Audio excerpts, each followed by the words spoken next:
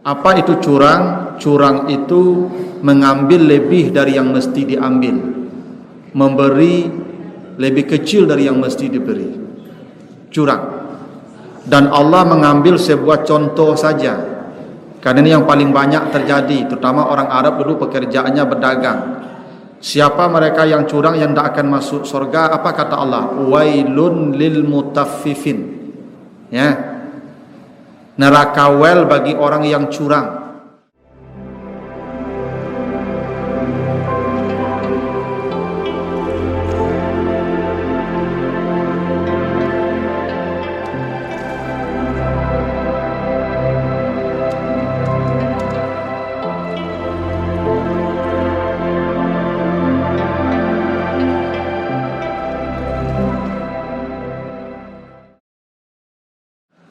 Uwel itu, Nabi ditanya, apa itu uwel ya Rasulullah?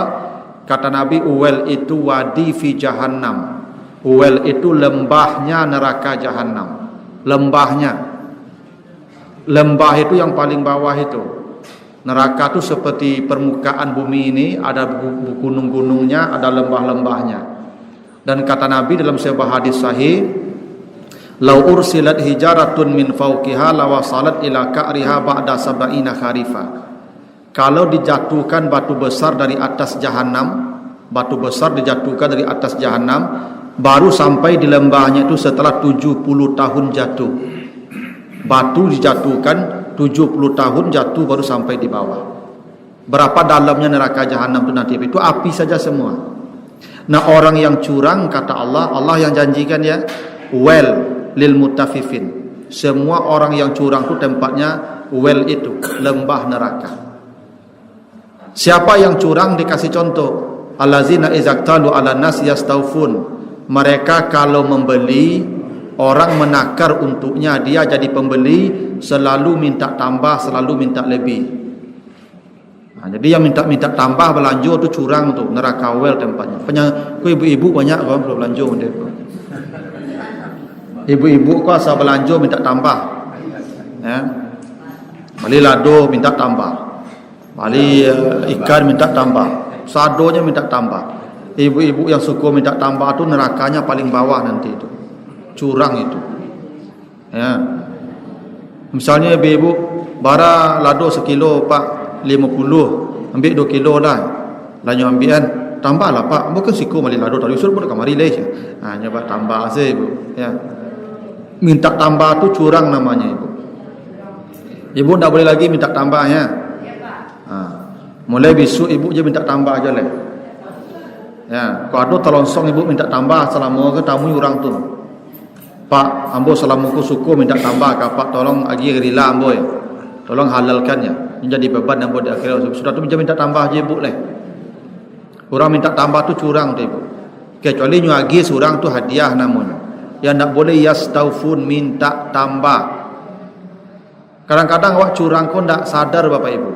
Kita beli lansik, beli rambutan kan.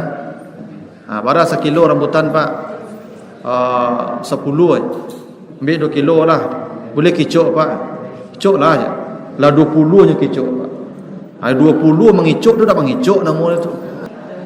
Minta tambah itu tidak boleh. Ya. Karena ibu sudah sepakat dengan harga, untuk apa lagi minta tambah? Kadang ada malaikat dari pak, bara ikan 1 kilo, ya, mualih, ambil 2 kia apa 2 seungguk, mualih ambil 2 ungguk lah. Ketika orang ambil tu nyambil tu surang tu, kau tambahnya ya katanya. Tu curang ibu nama tu. Semua yang minta tambah tu orang curang. Jadi ibu apa-apa jangan mengira yang curang itu pedagang. Yang paling banyak pembeli yang curang. Karena isi pasar tu lebih banyak pembeli daripada pedagang. Semua pembeli yang suka minta tambah itu pembeli yang curang. Dan nerakanya paling bawah nanti itu. Ya. Baru yang kedua itu izakalu awazanuhum yukhsirun. Bila dia menakar untuk orang, dia pedagang mengurangi takaran dan timbangan. Itu nomor 2 tu pak, pedagang. Nomor 1 yang banyak curang tu pembeli. Jadi ibu apa-apa mulai hari ini aja minta tambah ya belanja leh. Ya, kalau nyuagi tambah alhamdulillah, tapi kalau tak jangan diminta. Kalau mencubu Ustaz. Ya mencubu cieknya pak. Kalau lah 20 nak mencuba, nama tu curang nama. Iya, kalau mani kan marason mani, tak mani kan suku ciek pak. Sama ibu-ibu mencuba gulai kan, ngicok gulai kan sesendok keteknya. Ndak kuali tunggang kamu lihat lah. Jadi minta tambah tu ndak boleh. Minta tambah tu curang. Kecuali sebelum transaksi pak, bara sekilo 20, ambo bisa ambo kan ambil banyak kuat, alai do tambahnya untuk ambo beko kalau ambil banyak ambo. Lai, tu boleh. Yang tak boleh itulah sepakat bara sekilo 20 ambil 2 kilo, lanyo ambilan tambahlah, tu tak boleh. Sebelum kesepakatan ibu bisa membatalkan atau tidak. Sekarang lanyo ambilan bak membatalkannya, tentu terpaksa tambah lai. Pada takwi dah jadi beko. Nah, minta tambah tu curang namanya itu. Ya semua orang yang curang itu mengambil lebih banyak, memberi lebih sedikit. Itu curang namanya itu. Kalau pembeli dia mengambil lebih banyak, kalau pedagang dia memberi lebih sedikit dengan mengurangi takaran dan timbang. Sama-sama masuk neraka, curang. Jadi kalau ada orang itu yang curang, kadang-kadang curang itu bisa juga ibu-ibu dia pergi belanja dapat balik sambal tu balik ke jilbab. Curang ibu nama itu.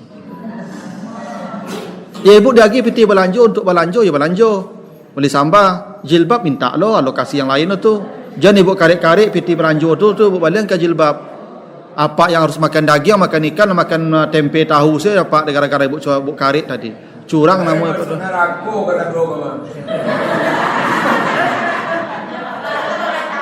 Ya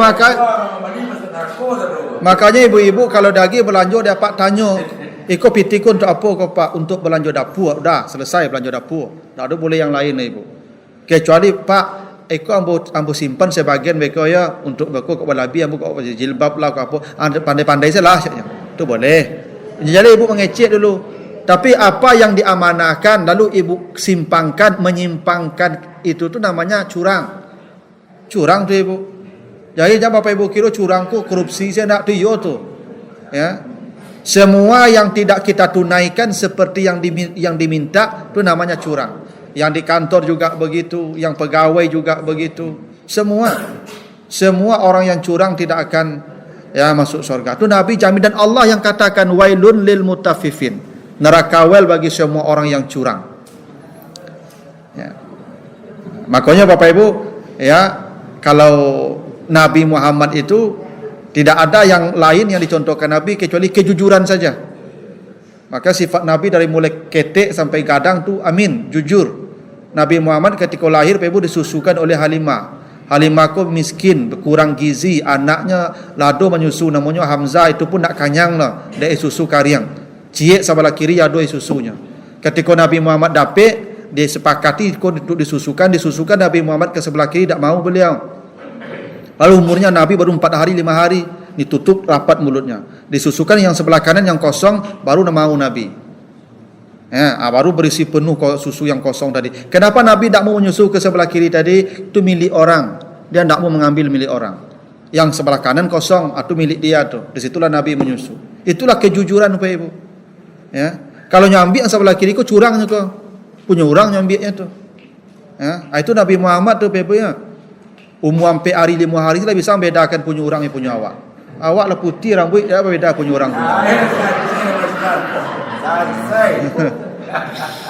Nah jadi Bapak Ibu curang. Jadi Bapak Ibu jangan curang lagi. Karena ini yang paling banyak terjadi, terutama orang Arab dulu pekerjaannya berdagang. Siapa mereka yang curang yang tidak akan masuk surga? Apa kata Allah? Wailun lil mutaffifin.